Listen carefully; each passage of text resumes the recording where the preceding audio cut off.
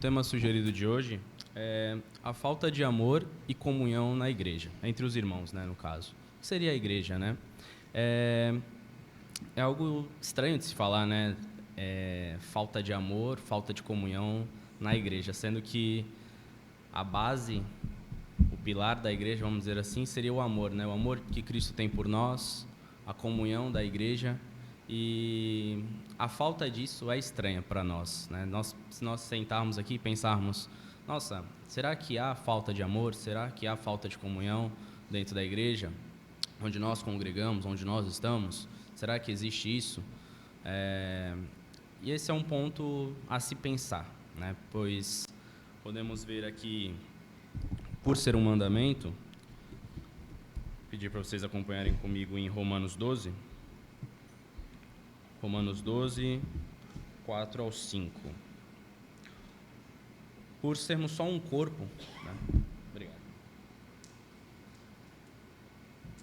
Jesus passa que somos só um corpo, né? Então, cada um tem sua função, somos membros, porém nem todos vão ter a mesma função, nem todos vão ter as mesmas responsabilidades, nem todos temos os mesmos dons. Mas isso é o que faz a comunhão do corpo. Nós não podemos viver sem um braço, sem uma perna. Podemos viver? Podemos. Mas sabemos quão difícil é viver sem um braço, sem uma perna, sem um dedo, enfim. E Romanos 12 fala disso, né? Versículo 4, 5. Porque assim como num só corpo temos muitos membros, mas nem todos os membros têm a mesma função. É necessário que sejais sujeitos não somente por causa do temor da punição, tem a mesma função, assim também nós, conquanto muitos, somos um só corpo em Cristo, e membros um dos outros. Então, aqui vemos que a comunhão entre nós, ela é necessária, que ela foi instituída pelo nosso Senhor. E o quão isso é preocupante para nós quando não temos, sendo que isso é um mandamento instituído pelo nosso Senhor, em João 13, que ele propõe um novo mandamento, amar uns aos outros como a si mesmo. Mas vamos lá. Porque mesmo com esse mandamento passado, mesmo com todos esses ensinamentos que Jesus passa para nós, não só Jesus, mas como os apóstolos, porque ainda podemos ver falta de amor, falta de comunhão dentro da igreja? Onde nós podemos melhorar nisso e o que isso pode acarretar a nós? O que pode causar a falta de comunhão, a falta de amor na igreja? E em Filipenses, capítulo 2, versículo 3 e 4,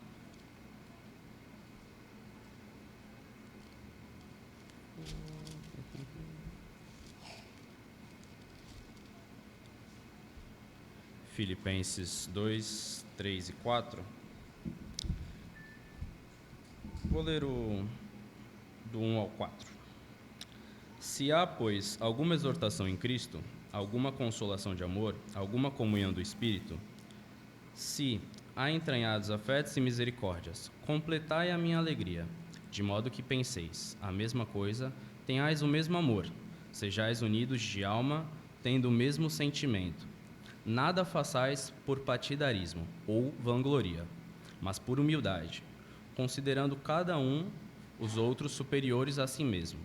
Não tenha cada um em vista o que é propriamente seu, senão também cada qual o que é dos outros.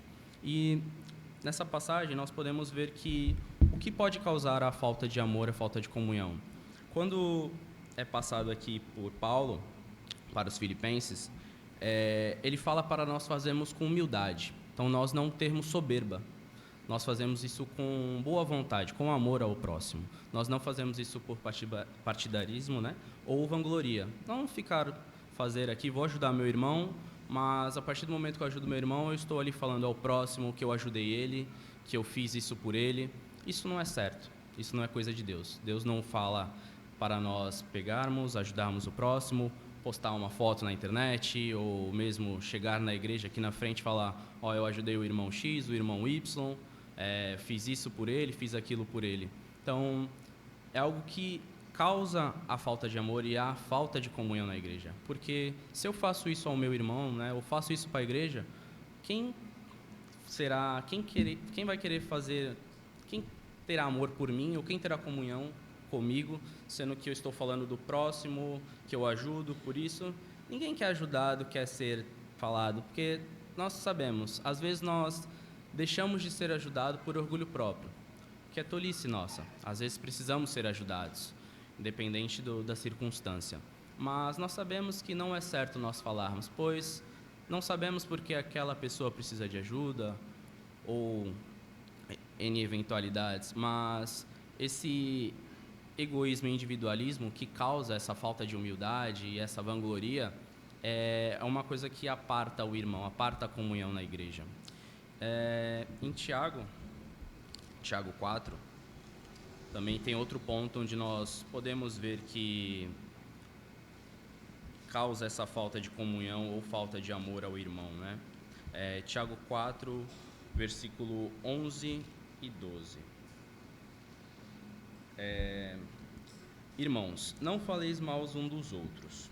Aquele que fala mal do irmão ou julga a seu irmão, fala mal da lei e julga a lei. Ora, se julgas a lei, não és observador da lei, mas juiz. Um só é legislador e juiz, aquele que pode salvar e fazer perecer. Tu, porém, quem és que julgas o próximo? Então, pensemos. Por que nós ouvimos alguma coisa e, às vezes, um irmão compartilha conosco alguma tristeza, alguma discórdia que aconteceu, até com outro próximo, e fala para um terceiro, e esse terceiro fala para um quarto, para um quinto, para um sexto. Então, isso acaba criando inimizades dentro do próprio corpo. Então, pensemos. Cria falta de comunhão. Porque o que seria comunhão? Comunhão nada mais é do que o que nós estamos fazendo aqui hoje. Estamos aqui em comunhão por uma só razão. Estamos em comunhão por Cristo. Nós estamos em comunhão por Cristo, nós estamos aqui em amor por Cristo. Então, se nós estamos aqui como corpo, e eu falo mal do Jonathan, falo mal do Léo, o que vai adiantar? Eu estou destruindo a comunhão em Cristo da igreja. Eu estou afastando esse irmão da igreja. Ou mesmo eu estou me afastando da igreja. Então, essas fofocas, essas divisões, essas fofocas ou divisões que isso causa, nada mais é do que falta de comunhão. Outro ponto, em Efésios, podemos ver também outro exemplo.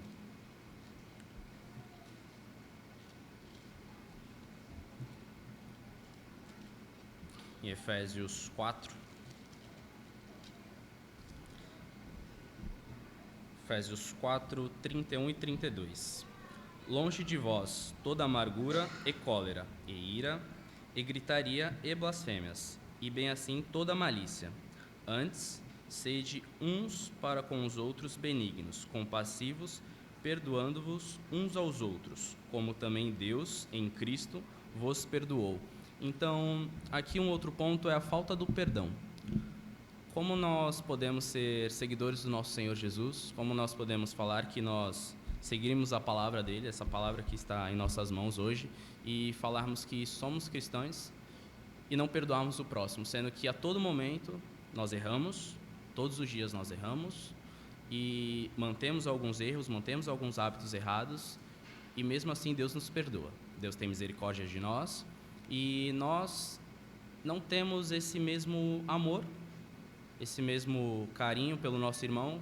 Nosso irmão pecou conosco, tudo bem, nós entendemos, não é algo que ninguém quer ser traído, ninguém quer ser largado, ninguém quer sofrer na mão do próximo, mas que tenhamos a mesma sabedoria que o nosso Senhor teve, que possamos orar por isso, que possamos entender por que Deus nos deu o Espírito Santo para estar conosco, que é para nós entendermos e podemos perdoar o próximo.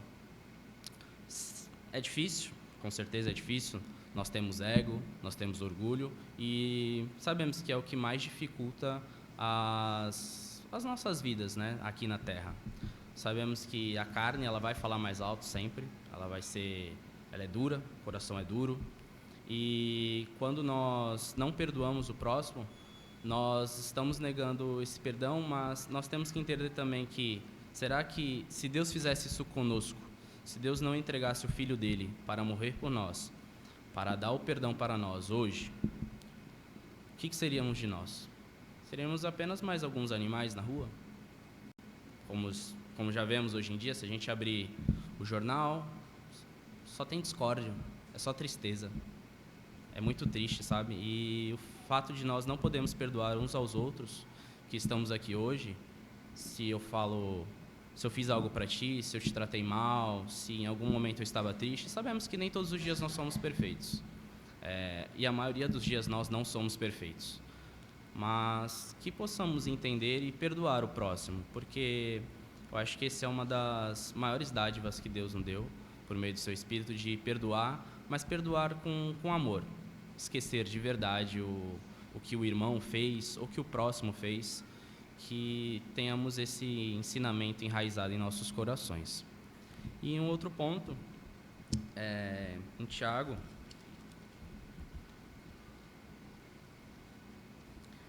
3, versículo 13 ao 17.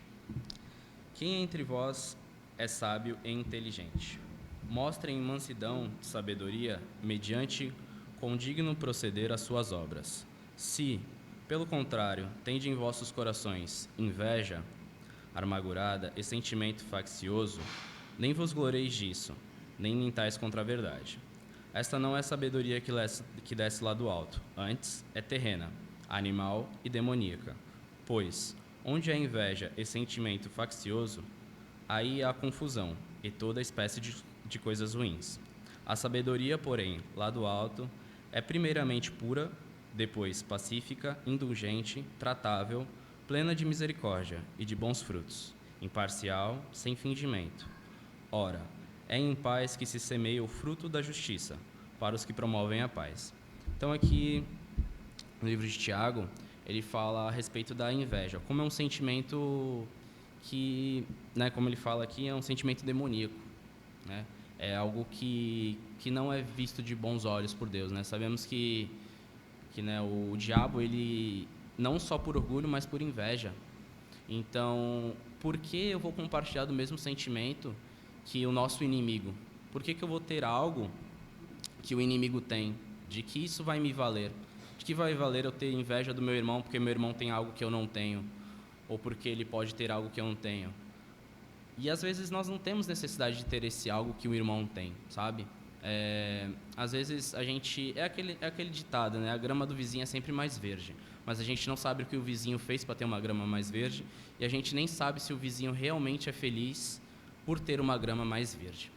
A gente só olha de forma externa, né? Mas nós não entendemos como está a vida do próximo. E mesmo assim sentimos inveja, né? Acho que hoje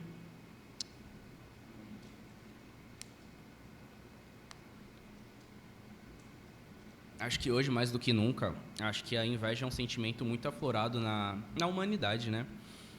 Porque hoje nós temos temos redes sociais e a gente pega o celular, estou na minha casa, eu abro o celular, eu olho uma pessoa, eu vejo a pessoa com uma lancha, eu vejo a pessoa tirando férias, eu vejo a pessoa viajando para outro país, eu vejo a pessoa indo para cá, indo para lá, ela tem um carro, ela tem uma casa, e aí eu olho para mim e eu não tenho nada. Tenho nada. Nossa, tenho nada. Mas o que aquela pessoa fez? Mas aquela pessoa conquistou aquilo por meios errados. Ok, vai fazer a mesma coisa? Você não é de Cristo? Simples. Por que eu vou ficar pensando, nossa, mas aquela pessoa, ele estava aqui comigo há tanto tempo, do mesmo jeito que eu, tá com o carro, tá viajando, mas o que ele está fazendo para isso? É por esforço próprio? Ou ele está fazendo por meios incorretos? Meios que muito provável Deus abominaria, Jesus abominaria. Então, assim, a inveja, às vezes, ela é mais um calço para nós na nossa salvação. Porque de nada vai adiantar. Porque se nós olharmos ali meu irmão tem um carro, que bacana. Que legal, glória por ele. Vou orar, se Deus quiser, Deus vai me abençoar com um carro, vai me abençoar com um emprego para eu ter um carro, vai me abençoar com sabedoria para que eu possa estudar, para que eu possa crescer na vida. Sabe, eu acho que todos nós temos nosso tempo aqui na Terra. Se o irmão conseguiu hoje, pode ser que eu consiga amanhã. Então, não tenhamos esse sentimento, sabe? Sentimento de inveja, sentimento de amargura. de ficar amargurado por não ter algo, por não poder crescer. Eu acho que isso só nos afasta do Senhor. E o Senhor ele já fala para nós não conquistar, né, assim, não guardarmos riquezas na terra. E acho que a maior questão da inveja, eu acho que hoje é a questão de bens. Às vezes não é nem questão de a pessoa tem uma família, eu não tenho, é isso. Não, mas acho que hoje é tudo muito voltado a bens materiais, principalmente. Então é algo muito fútil. A inveja ela é muito fútil. E eu acho que ela só faz nós nos distanciarmos da palavra e do Senhor. Continuando, que consequências essa falta de amor, falta de comunhão, ela pode trazer para a igreja, né? Acho que um ponto muito sensível seria, acho que vamos pensar, estou eu aqui na igreja, cheguei aqui hoje, ou sou recém-convertido, e eu vejo um local onde eu vejo brigas, vejo intrigas, vejo uma pessoa falando mal da outra. Eu acabei de chegar, meu segundo culto aqui, ou acabei de me converter, estou fraco na fé, ainda estou estudando, estou entendendo o que é a palavra do Senhor, estou entendendo o que é a salvação. E eu vejo todo esse, como posso dizer, né, um falando mal do outro, rixas entre os irmãos, por nada. E essa pessoa, ela não vai querer ficar num ambiente assim. Ela não vai querer falar, nossa, se isso está acontecendo e eu já cheguei agora, provavelmente isso pode acontecer comigo no futuro. Então, acho que é algo que nós temos que, obviamente, né, nós não vemos isso aqui, mas se no futuro acontecer, nós temos que evitar esse tipo de coisa, sabe? Discórdia entre os irmãos, rixas entre os irmãos, discussão entre os irmãos. Eu acho que se temos problemas um com o outro, que façamos igual fala a palavra, né? Que conversemos um com o outro, né?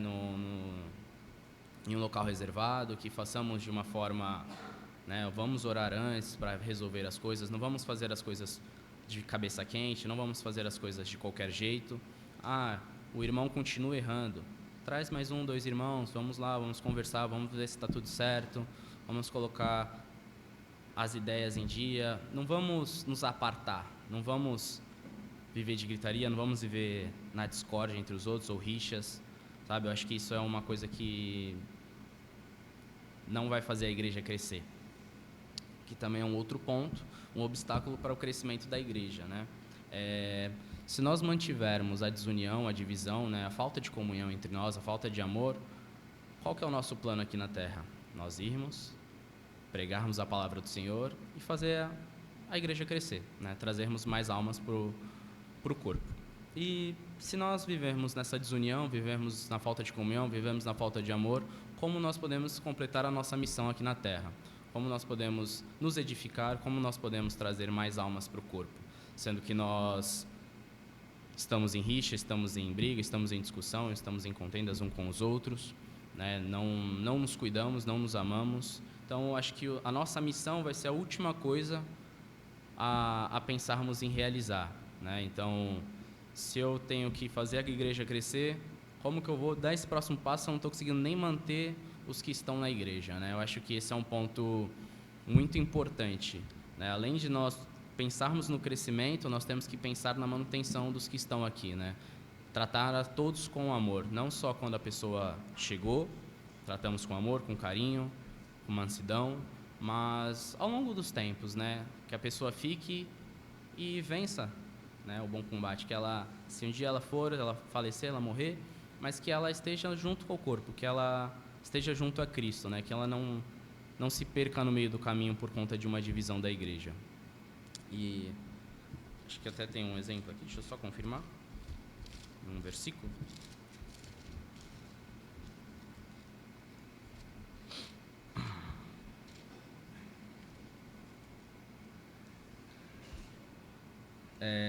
Em 1 Coríntios, capítulo 1, versículo 10.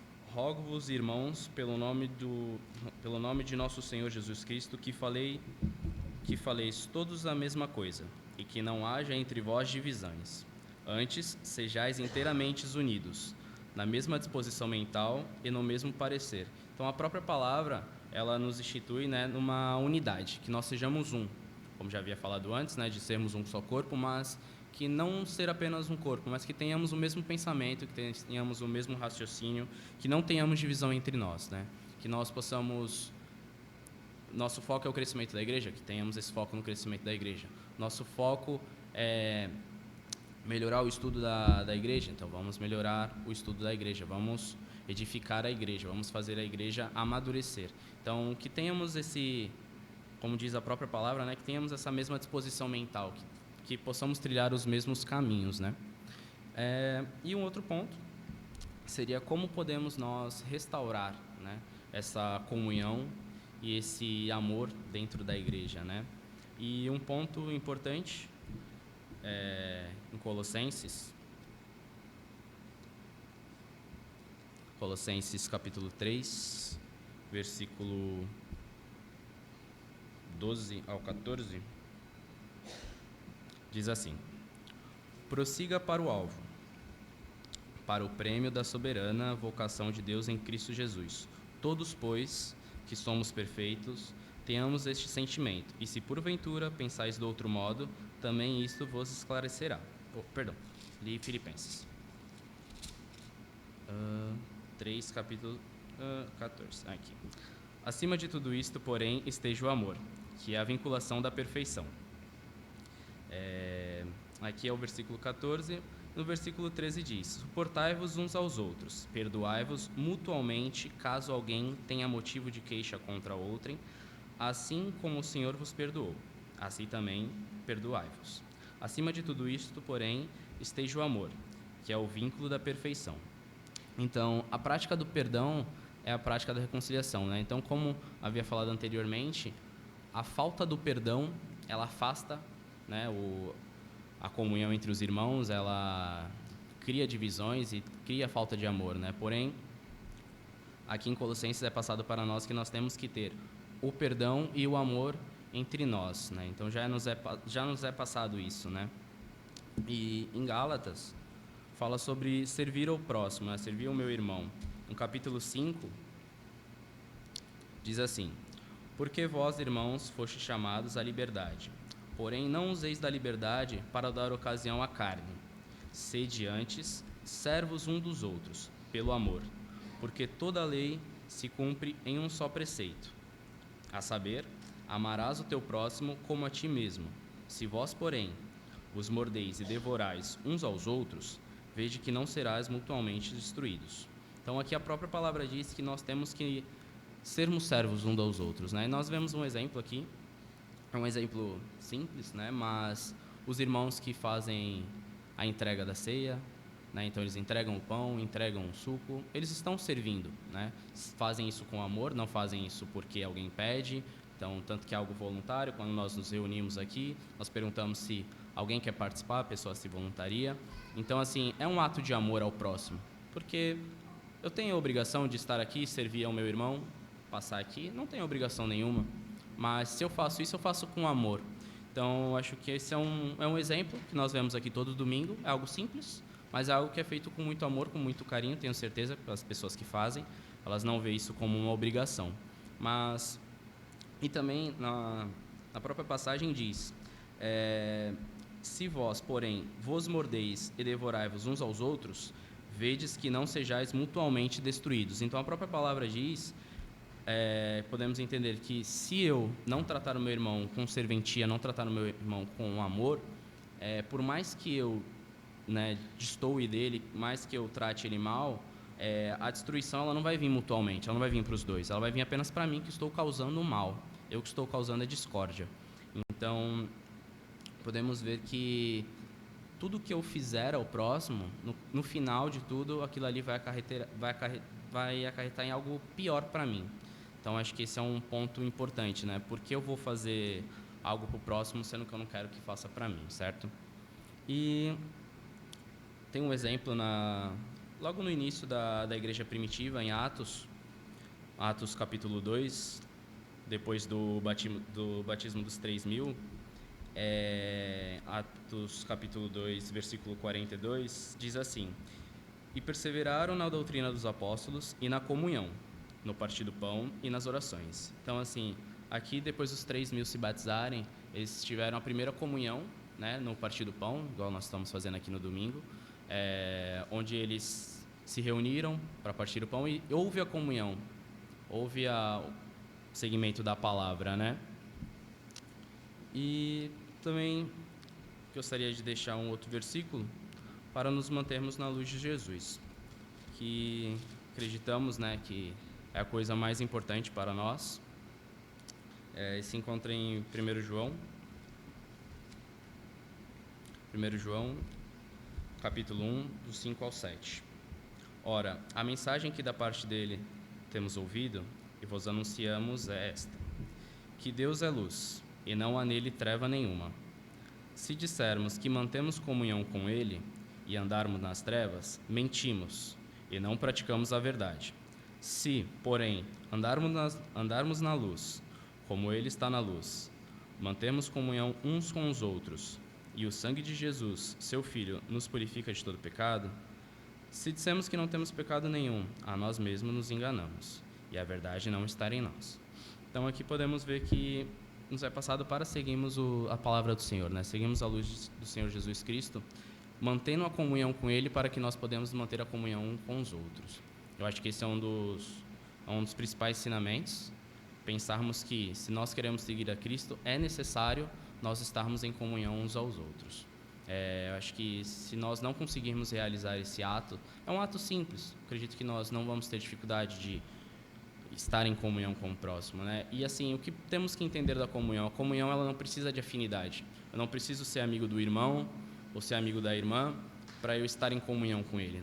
Acho que talvez às vezes nós vamos ali e nós acabamos diferenciando o significado das palavras, né? Nós achamos que para ter comunhão eu preciso ser amigo. Não. Pensa, se todos os 3.000 fossem amigos, seria maravilhoso, né? Mas nós sabemos que não são, né? Alguns nem se conheciam, mas eles estavam em comunhão. Esse é um exemplo. Então, assim, o que nós temos que entender é, nós temos que estar aqui na igreja, partindo do pão, tomando do suco, ouvindo da palavra, em um só sentimento. Estarmos em Cristo, estarmos louvando ao Senhor, estarmos glorificando e honrando a Ele. Esse é o princípio da comunhão, esse é o princípio do amor ao Senhor. E possamos entender que sem um amor nós não seguimos a palavra do nosso Senhor, né? E aí, antes de encerrar, gostaria de ler em Coríntios, capítulo 13.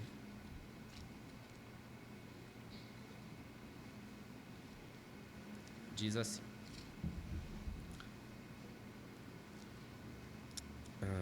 ainda que eu fale a língua dos homens e dos anjos, se não tiver amor, serei como bronze, que soa, ou como um cimbalo que retine.